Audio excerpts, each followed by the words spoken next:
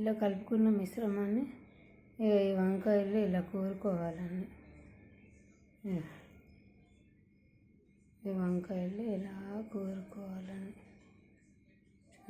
అన్నీ ఇలా పెట్టేద్దాం.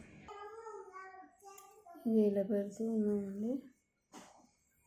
ఇదో ఇలా కోసుకొని నీళ్ళల్లో వేసుకోవాలి, లేకపోతే నల్లగా అయిపోతాయి. కోసిన వెంటనే నీళ్ళల్లో వేసుకోవాలి. ఇలా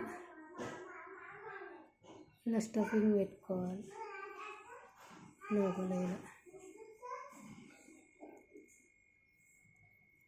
ఇలా స్టఫింగ్ పెట్టుకోవాలి. అన్నీ పెట్టినాక చూపిస్తాను. అన్నీ ఇలా పెట్టేసానండి. అన్నీ ఇలా పెట్టేసాను. పొయ్యి మీద పెట్టాలంతే. అన్నీ ఇలా అయ్యాయి. ఇలా పెట్టేసాను నేను. చూడండి మంచిగా అయ్యాయి కదా. వావ్.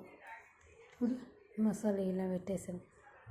ఇవి మంచిగా ఇలా అమ్మని తినాలనిపిస్తుంది. గుత్తి వంకాయ ఇది రాయలసీమ స్పెషల్ గుత్తి వంకాయ. ఇది జొన్న రొట్టి, రాగి సంగటిలోకి అయితే సూపర్ ఉంటుందండి. మా ఇంట్లో అయితే జొన్న రొట్టె చేస్తారు మంచిగా. అమ్మ జొన్న రొట్టె చేస్తుంది. ఓకే.